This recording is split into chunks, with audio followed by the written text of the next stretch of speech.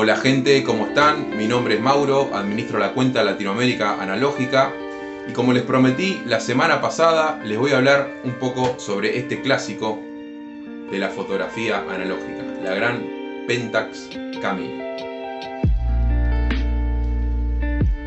Bueno, un poco la finalidad de este video va a ser hacer en principio una pequeña review sobre la cámara, entender cuáles son sus funciones, cuál fue su origen y cuál fue su final, pero sobre todo tratar de llegar a una conclusión de si realmente se merece esta cámara el lugar que ocupa en el podio o en el ranking de las cámaras analógicas, ver si es un mito, si es una realidad y por qué es tan codiciada dentro de los fotógrafos analógicos. Y quiero que entre todos y todas lleguemos a esa conclusión después de ver cuáles son sus características. Así que vamos a eso. Bueno gente, ahora sí vamos a lo importante. Vamos a empezar a hablar un poco de la Pentax Camil. Para empezar vamos a denominarla o encasillarla dentro del grupo de cámaras reflex de ópticas intercambiables para formato 135 o mejor conocido como película 35 milímetros. Es una cámara que fue fabricada en diferentes lugares, pero inicialmente arrancó su producción en Japón. Es una cámara que se fabricó desde el año 1976 hasta 1997. Durante ese periodo de tiempo, que fueron muchísimos años, fue cambiando su lugar de fabricación. Hubo etapas iniciales en donde se fabricó íntegramente en Japón. Después hubo una época en donde se ensambló en Hong Kong. Y por último, allá por la década de los 90, fue ensamblada íntegramente en China. Hay varias teorías sobre la calidad de las diferentes Pentax Camil a lo largo de la historia, ya vamos a ahondar un poquito. Pero bueno, se estima que aproximadamente durante todo su periodo de fabricación, desde la década del 70 hasta casi finalizando la década del 90, se estima que se produjeron y se vendieron alrededor de 3 millones de Pentax Camil. Es una cámara que se puede catalogar dentro de lo que son las cámaras mecánicas.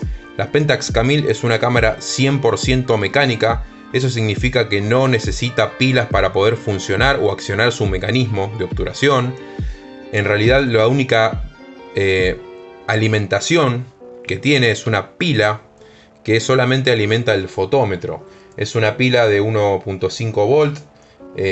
Nosotros la conocemos hoy en día como la LR44 o creo que SR44 es una denominación, que es simplemente para que funcione el galvanómetro que hace que se mueva la aguja y podamos tener una lectura o una medición de la luz. Para el resto, la cámara no necesita ningún tipo de alimentación electrónica porque es 100% mecánica. Antes de empezar a comparar esta cámara con alguna otra, para que ustedes puedan ver un poco el tamaño y algunas características, diferencias con otras cámaras, vamos a hacer una pequeña revisión o review, como suele llamarse, sobre las características de esta cámara. Tenemos el dial de velocidades que va desde bulbo hacia 1.000, o mejor dicho, un segundo dividido 1000 o un milésimo de segundo. Es muy convencional en este tipo de cámaras que la velocidad llegue como máximo a 1.000. Hay otras cámaras un poco más antiguas que su velocidad máxima era 1.500, algunas 1.125. Incluso hay cámaras como por ejemplo la Nikon F2 que llega a 1.2000 de velocidad. Pero por lo general vamos a ver que la mayoría de las cámaras mecánicas de estos años, su velocidad máxima era 1.000. Dentro del mismo dial de velocidades tenemos el selector de asas que se acciona elevando el anillo del dial de velocidades y moviendo para seleccionar el asa deseada. En este caso la Pentax nos ofrece poder seleccionar desde asa 20 hasta 3200. Esto es básicamente para que le indiquemos a la cámara qué película tenemos puesta, qué asa o qué sensibilidad tiene la película que tenemos colocada. ¿Para qué? Para que el exposímetro o el fotómetro trabaje en función del asa que nosotros seleccionamos acá. Si por ejemplo le ponemos una película de ISO 100, deberíamos seleccionar en el selector de asas que tenemos ISO 100 para que el exposímetro trabaje en función de la película que tenemos colocada y podamos hacer una exposición correcta. La óptica de esta Pentax Camil es una óptica estándar, Es un objetivo estándar que venía con la Pentax K1000. Es un lente SMC Pentax M 50mm f2. Montura K. Acá hago un párrafo aparte porque las Pentax anteriores al sistema K, que es el grupo donde pertenece la Pentax K1000, tenían sistema de rosca para colocar el lente con montura M42, que solía llamarse. Había otro tipo de rosca que eran M39, etc. Pero esta Pentax K1000 ya tiene el sistema de montura de bayoneta, que fue un avance en ese momento para cambiar del sistema convencional de rosca M39, como podía tener la Pentax Spotmatic. Ya el sistema de Pentax K1000, el sistema de bayoneta, que se activa con esta palanca de acá. Se hacen coincidir los puntitos rojos, se gira y con un cuarto de vuelta ya tenemos colocado el lente. Hablando un poco de las ópticas de Pentax a lo largo de la historia han generado grandes satisfacciones a los usuarios. Se consideran de las mejores ópticas de cámaras 35mm, y por eso también la Pentax K1000, más allá de la fidelidad de sus mecanismos, es tan codiciada, porque su óptica es muy buscada y muy buena. Volviendo al lente, tenemos dentro del lente, o incluido en el lente mejor dicho, el selector de apertura o de diafragma, que está incluido dentro del mismo lente. Esto va desde f2, en este caso puntualmente, que es la apertura máxima del lente, hasta f22, que es la mínima apertura. Tenemos el anillo de enfoque con su respectiva distancia de enfoque, que va desde una distancia mínima de 0,45, significa que no podemos enfocar nada que esté de 45 centímetros hacia nosotros, tiene que estar de 45 centímetros hacia atrás. Esa es la distancia mínima de enfoque de este lente puntualmente, pasando por diferentes distancias y llegando hacia infinito. En la parte inferior de la cámara vemos el compartimento para la batería. En este caso verán que alguien le hizo mucha fuerza para abrirlo y terminó rayando la base de la cámara, que obviamente no afecta. Aquí iría la pila de 1.5 volt, que es la LR44. Acá tenemos la rosca para trípode. Y acá tenemos el embrague o botón de liberador de rebobinado. O sea, este botón básicamente lo que hace es liberar el mecanismo para que nosotros, una vez que termine la película, podamos rebobinar y la película se rebobine hacia el interior del chasis. Hablando un poco de lo que vemos a través del visor, esta cámara lo único que nos va a permitir visualizar es del lado derecho de la pantalla de enfoque. Vamos a ver una aguja y un sistema de medición muy sencillo. Tiene una aguja que cuando está al centro nos está indicando que la exposición es la correcta. Si la aguja está hacia arriba, hacia el más, nos está indicando que la fotografía va a salir sobreexpuesta, y si está hacia abajo, hacia el menos, nos va a indicar que estamos subexponiendo. Eso es lo único que vamos a ver a través del visor, es la única información que tenemos. Es una desventaja que yo le encontré respecto a otras cámaras, en donde en la parte superior del visor, cuando nosotros miramos, tenemos la información sobre la velocidad que estamos seleccionando y la apertura que seleccionamos. Eso es para que no tengamos que estar mirando permanentemente qué velocidades seleccionamos o qué apertura, y lo podamos ver directamente por el visor. La Pentax K1000 no suele contar, mejor dicho, no cuenta con esta opción, pero igualmente son muchas las cámaras que no tienen esa opción. Pero bueno, es una contra que yo le encontré cuando salí a utilizarla por la calle, no poder ver la información en el visor. Por otro lado, tenemos la palanca de avance de la película y carga del obturador, el botón de disparo, que viene con rosca para poder poner un cable y manejar la obturación a distancia, el contador de fotogramas que va desde 0 a 37 y que se reinicia una vez que nosotros abrimos la cámara con esta manivela, que a la vez es la manivela de rebobinado, como podrán ver. Vamos a ver un poco el interior de la cámara. En el interior de la cámara nos encontramos, como en la mayoría de las cámaras, a la izquierda con el espacio para colocar el chasis de la película, el cual avanzamos por aquí y encastramos acá para poder luego cargar la película. Las cortinas son de tela, por eso hay que tener mucho cuidado de no tocarlas, porque aparte con los años también suelen juntar algún tipo de hongo si uno las toca. Tenemos la zapata de montura para flash, que si vemos acá en el selector de velocidades nos indica esta X junto con esta X, que esta cámara sincroniza el flash a 1.60 de velocidad. Eso significa que en velocidades más altas, o sea de 1.60 en adelante, el flash no va a sincronizar con la velocidad de obturación. Por eso tenemos que tener presente esto si queremos utilizar flash.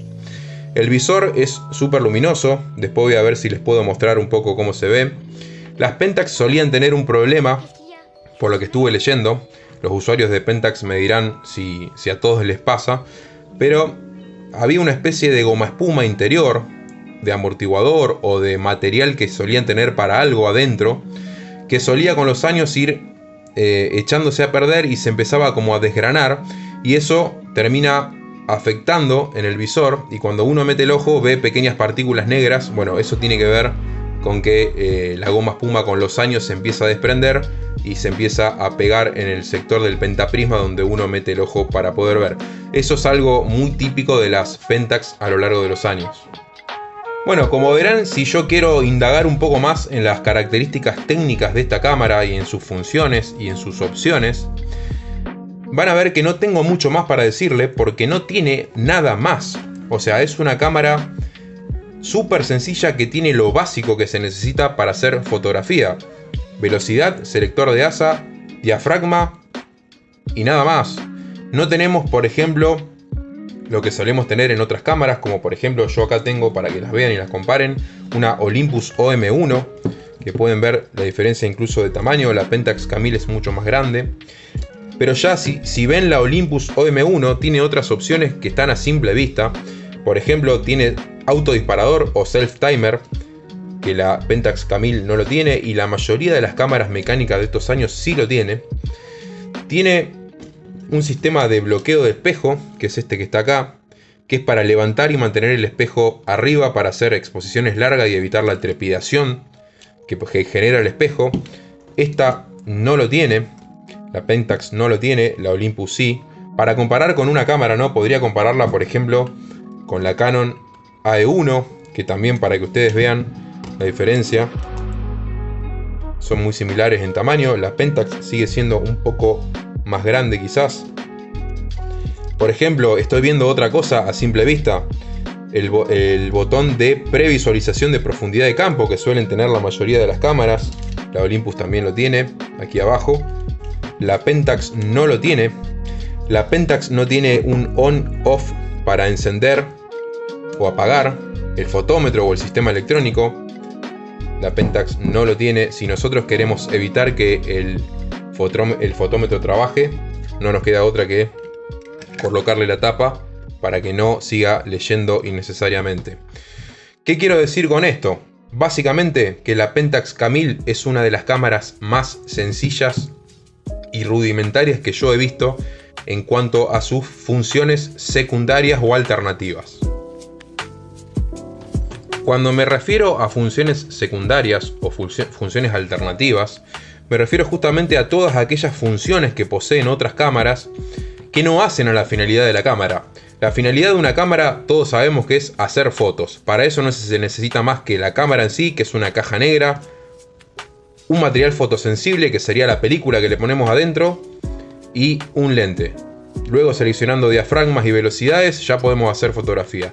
Todo lo demás, self-timer, on, off, botón de previsualización de profundidad de campo, opción para levantar el espejo, son todas funciones complementarias que los fabricantes fueron incorporando como para empezar a competir entre los líderes de ese momento, como para ver quién ofrecía las cámaras con más funciones. Hoy en día pasa con lo digital, incluso, que vemos que las cámaras vienen con infinidades de funciones, infinidades de puntos de enfoque, infinidades de velocidades y alternativas y todo, pero en definitiva, el eje de una cámara es poder hacer fotos. Y eso la Pentax Camille lo cumple con creces. Entonces, viendo todo esto, yo fui llegando a algunas conclusiones que tienen que ver con que la popularidad de la Pentax Camille se debe inicialmente a que, leyendo algún poco sobre su historia, nos habla de que la Pentax era una cámara que cuando salió al mercado era una cámara muy accesible para el común de la gente, cosa que la historia ha ido cambiando porque hoy en día es una de las cámaras de 35 milímetros más costosa, pero tiene que ver un poco con lo que es demanda. Inicialmente, al ser una cámara súper económica, cuando salió allá por la década del 70, fue una cámara que compró muchísima gente en el mundo, y por eso hoy tenemos tantas, y por eso también se hizo tan popular para la gente que empezó con fotografía analógica, porque en muchísimos países era la cámara familiar y la cámara donde o la cámara que encontraban en los cajones de los abuelos o de los padres, porque era una cámara tan accesible cuando salió que todo el mundo la tenía. Entonces esa es una de las explicaciones de por qué hay tanta gente que está enfocado en la Pentax A1000 o que tienen una Pentax A1000.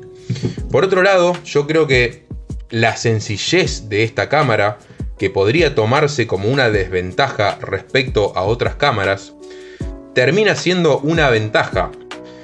Y eso se traduce en que mientras menos opciones tengamos, recordemos que estas son cámaras mecánicas y cada una de estas cosas adicionales son mecánicas. Un autodisparador es algo mecánico, un sistema que levanta el espejo es algo mecánico, un botón de previsualización de profundidad de campo es algo mecánico. Entonces es muy sencillo entender que mientras más componentes tenga una cámara, más riesgo de rotura. Quienes estamos en el mundo de la fotografía analógica desde hace varios años hemos tenido muchas experiencias con cámaras que se rompen, cámaras que se traban, cámaras que dejan de cumplir la función o un mecanismo termina trabando el funcionamiento general de toda la cámara. Y eso sucede porque también, al haber tanta cantidad de mecanismos, es factible que en algún momento se rompa. ¿Qué sucede con la Pentax A1000? Es una cámara sencilla, no tiene grandes adicionales, no tiene grandes mecanismos. Es una cámara súper duradera. A lo largo de los años ha demostrado haber resistido el paso del tiempo y el uso. Y eso, en parte, se le atribuye justamente a esto que mencionábamos anteriormente.